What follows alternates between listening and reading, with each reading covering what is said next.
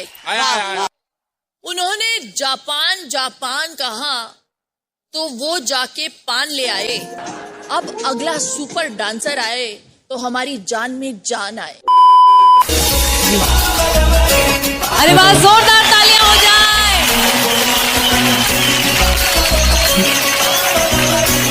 नमस्कार স্যার, নমস্কার ম্যাডাম। नमस्ते। आपके नाम क्या है? আমি স্যার ম্যাডাম একজন ছোট্ট বাউল শিল্পী। আমার নাম রাজু। अरे वाह। कहाँ से हो आप सर? আমি এসেছি স্যার ম্যাডাম সেই অনেক দূর কলকাতার ছোট্ট একটি গ্রাম থেকে আজকে এই এত বড় আইডল বানছে। इतनी खूबसूरत जगह, जन्नत से आए हैं आप तो। आप क्या करते हैं? স্যার ম্যাডাম আমি আর কি করব বলুন, আমি একজন তো ছোট্ট বাউল শিল্পী। আমি গ্রামে গ্রামে ঘুরে বেড়াই, বাউল গান করি, এভাবেই আমার চলে। আর এই গানই হচ্ছে আমার জীবন, এই গান নিয়ে আমি সারা জীবন থাকতে চাই। क्या बात है। आप यहाँ क्या करने आए?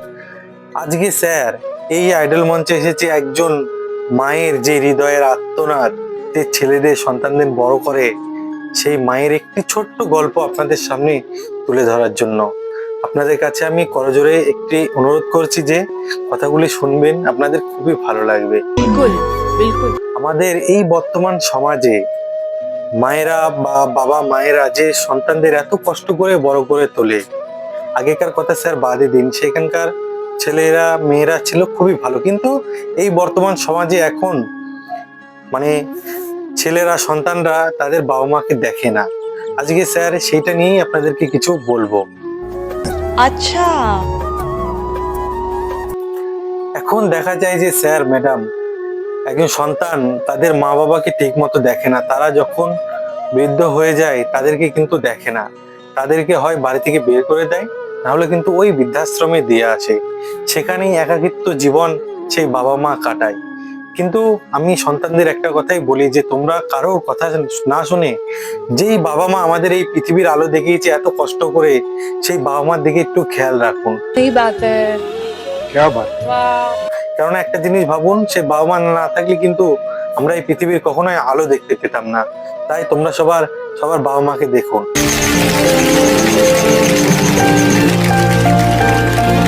একটি মা তার ছেলেকে বলছে যে তার ছেলেকে মানে সে অনেক ছোটবেলা থেকে খুবই কষ্ট করে বড় করে তুলেছে, এখন সেই ছেলেটি চাকরি বাকরি করছে।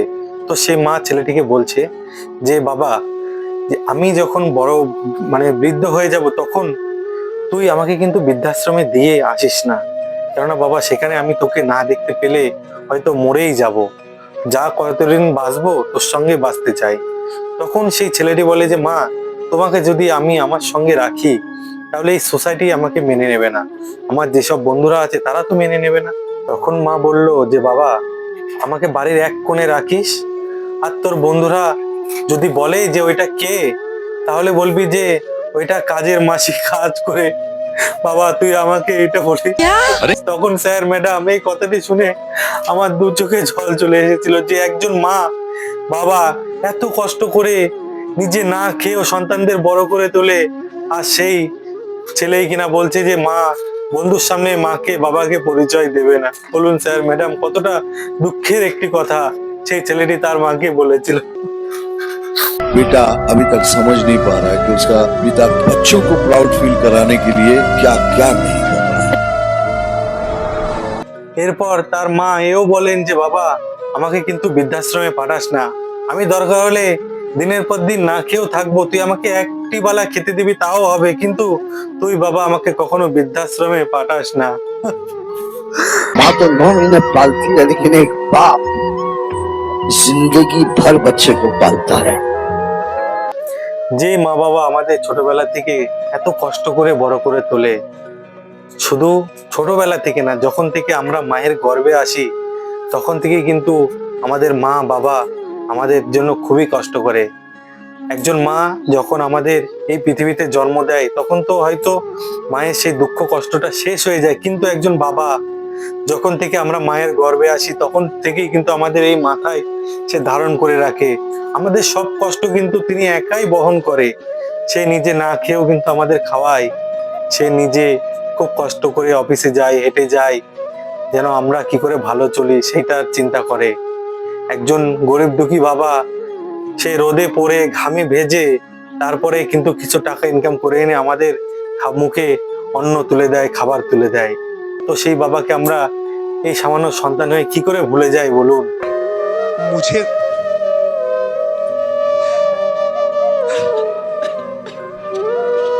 अरे यार, तुम्हें रोते हुए देख के बिल्कुल नहीं अच्छा लग रहा है, क्योंकि तुम खुशियां डिजर्व करती हो, तुम ये डिजर्व करती हो। একজন বাবা নিজের রক্ত বিক্রি করে হলেও আমাদেরকে আমাদের শখ পূরণ করার চেষ্টা করে। সে অনেক কষ্টই করে আমাদের জন্য। পৃথিবীর সব কষ্ট সে তার মাথার উপরে বয়ে বেড়ায় শুধু আমাদেরকে ভালো রাখার জন্য। তাই যাদের মাথার উপর বাবা মা আছে তারা খুবই ভাগ্যবান। আমি তো আমার মা বাবাকে অনেক ছোটবেলায় হারিয়েছি, আমার তো মাথার উপর কেউ নেই। একটা কথা মনে রাখবেন যে বাবা মা হলো এই মাথার উপর একটি বটগাছের মতো। তারা যতদিন থাকবে, বটগাছ যেমন সবাইকে ছায়া দেয়, তেমন মা বাবা যতদিন বেঁচে থাকবে ততদিনই কিন্তু আমাদের সুখ শান্তি, আমাদের আহ্লাদ সব পূরণ করবে। কিন্তু যেদিন মা বাবা এই দুজন এই পৃথিবীর মায়া ত্যাগ করে ওপারে চলে যাবে, সেদিন আমাদের আর কিচ্ছু করার থাকবে না। मेरे दिल से ये दुआ है कि आपको इस स्थिति में कभी फिर से होना ना पड़े। आप प्लीज मत रोइए, आपको दुनिया की सारी खुशियां मिले, आपके जितने भी गम हैं वो सारे दूर हो जाएं। मैं नेहा कक्कर दिल से बोल रही हूँ कि मैं ही नहीं, पूरा भारत देश अब से आपका फैन होगा।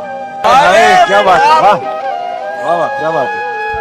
একটা কথা ভেবে দেখুন তো, তারা আমাদের কিসের জন্য বড় করেছিল? তারা নিজে না খেয়ে আমাদের মুখে খাবার তুলে দিয়েছিল। অনেক টাকা দিয়ে মাছ মাংস কিনে এনে তারা কিন্তু আমাদের মুখে প্রথম তুলে দিয়েছিল।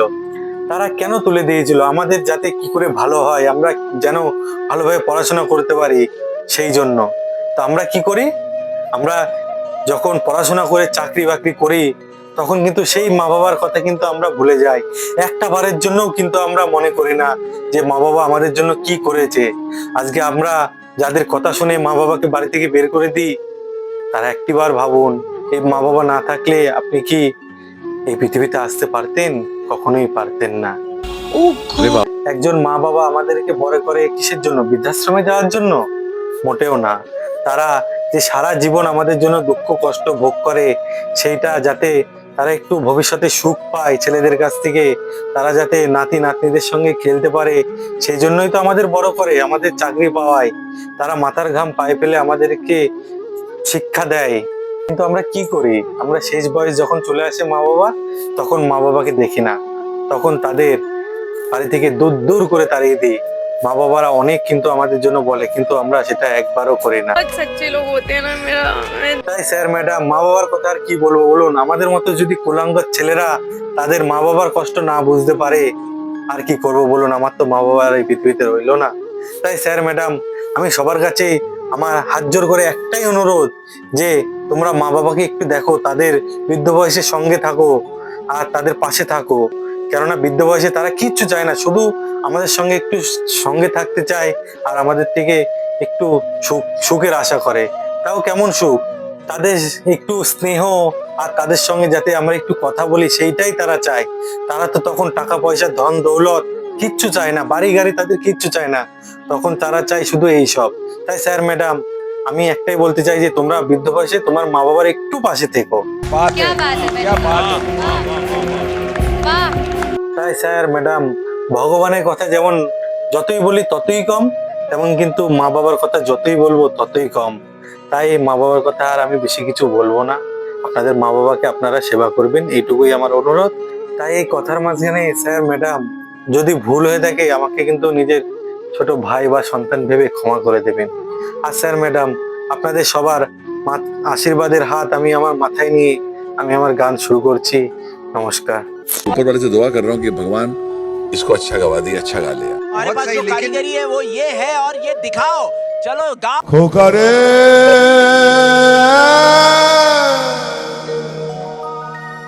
বৃদ্ধাশ্রমে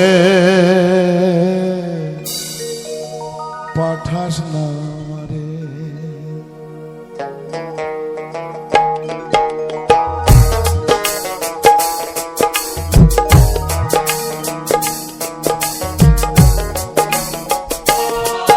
আমি দিন গেলে আজ ভেলা খাবো। এ খোকা, আমি আমি তোর বই থেকে খাবার চাইবো না। আমি দিন গেলে আজ বেলা খাবো, ঘরে রাত কোনে রব, কুকুর বেড়ালে যেমন থাকে রে বৃদ্ধাশ্রমে পাতাস না রে খোকারে বাবারে বৃদ্ধাশ্রমে পাতাস না রে। খোকা, তোর মুখটা না দেখতে পেলে আমি যে থাকতে পারবো না। খোকা পাঠাসনি বাবা, পাঠাসনি। আমি খাবো না। আমি ওই কুকুর বেড়াল যেমন থাকে একটা কোণে থাকবো, বিশ্বাস কর।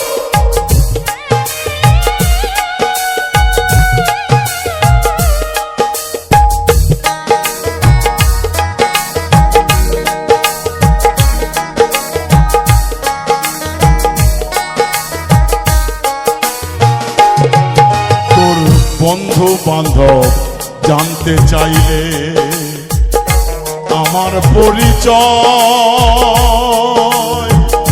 বলে দিবি কাজের মাসি, আর তো কেহ নয়।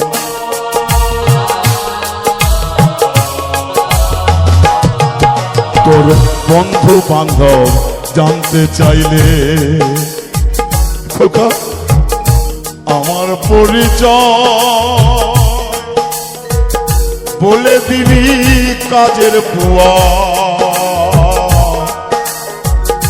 আপন কেহ না। আমি সব অপমান সইতে পারবো, না খেয়ে রইতে পারবো, যদি দেখতে পাই তোর মুখখানা রে। এ খোকা, বৃদ্ধাশ্রমে পাঠাস না রে, বৃদ্ধাশ্রমে পাঠাস না রে।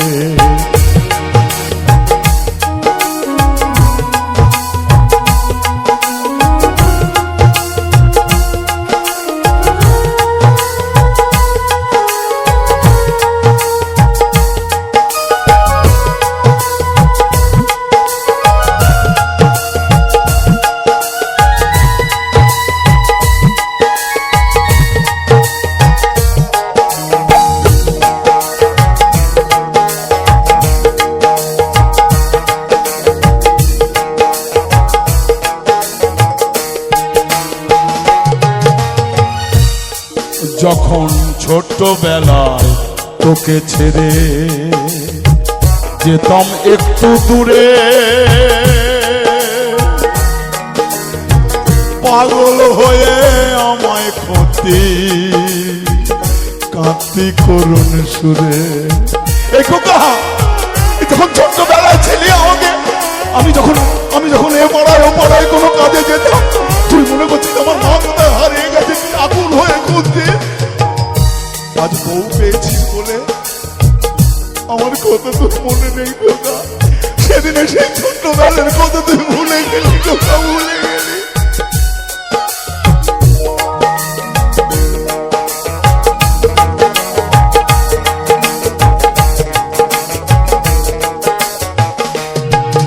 যখন ছোটবেলায় তোকে ছেড়ে যেতাম একটু দূরে, পাগল হয়ে আমায় ক্ষতি কাঁদতি করুণ সুরে।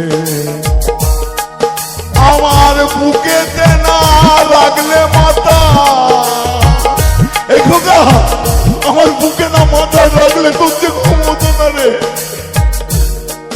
আমার বুকেতে না লাগলে মাথা, বুঝতো না তোর চোখের পাতা, তুই কেমন করে ভুলে গেলি তোর মাকে রে খোকা বৃদ্ধাশ্রমে পাঠাস না আমারে, বৃদ্ধাশ্রমে পাঠাস না আমারে।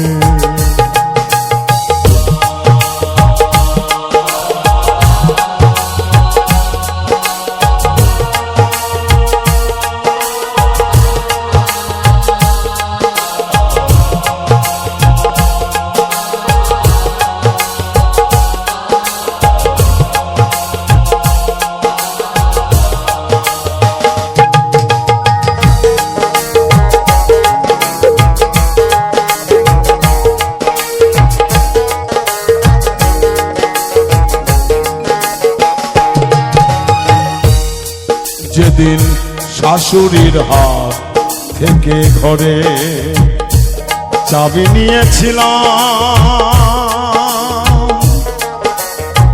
জীবন থাকতে ছাড়ব না ঘর আমি কথা দিয়েছিলাম। খোকা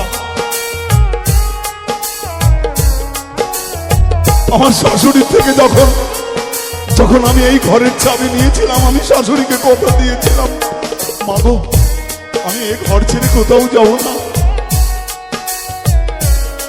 যেদিন শাশুড়ির হাত থেকে আমি ঘরের চাবি নিয়েছিলাম, জীবন থাকতে ছাড়ব না ঘর কথা দিয়েছিলাম। তোর বাবার স্মৃতি সারা বাড়ি, কেমন করে ঘর ছাড়তে পারি। তোর বাবার স্মৃতি সারা বাড়ি, পান থাকতে ঘর কেমনে ছাড়ি, কি জবাব দেব আমি তাকে। খোকা বৃদ্ধাশ্রমে পাঠাস না আমাকে খোকারে,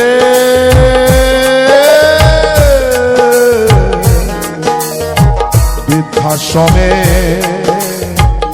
পাঠাস না আমাকে।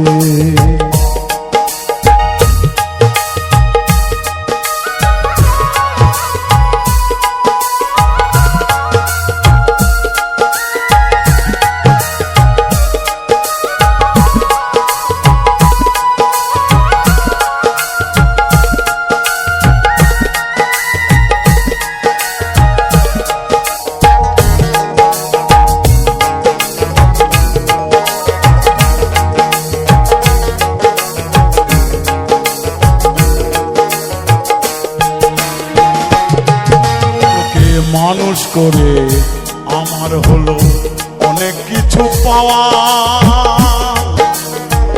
একটুখানি পিছনে দে এইটুকু মোর চাওয়া।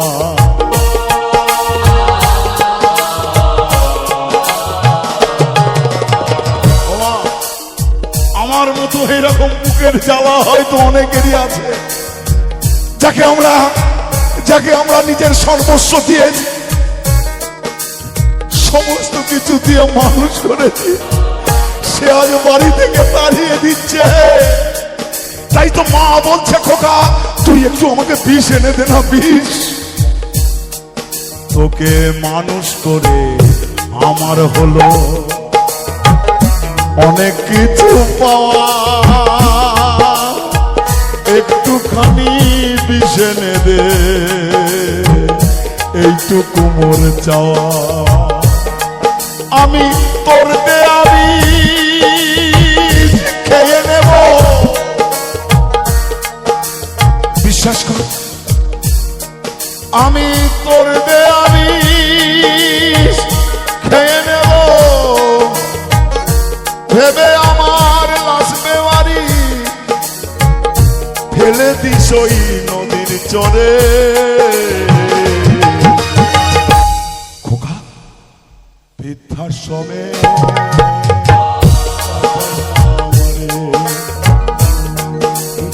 রে বৃদ্ধাশ্রমে পাঠাস না রে। আমি দিন গেলে আগে বেলা খাবো, আমি দিন গেলে আগে বেলা খাবো, ঘরে রাত কোনে রব, কুকুর বেড়ালা যেমন থাকে রে। বৃদ্ধাশ্রমে পাঠাস না রে, বৃদ্ধাশ্রমে পাঠাস না রে, বৃদ্ধাশ্রমে পাঠাস না রে।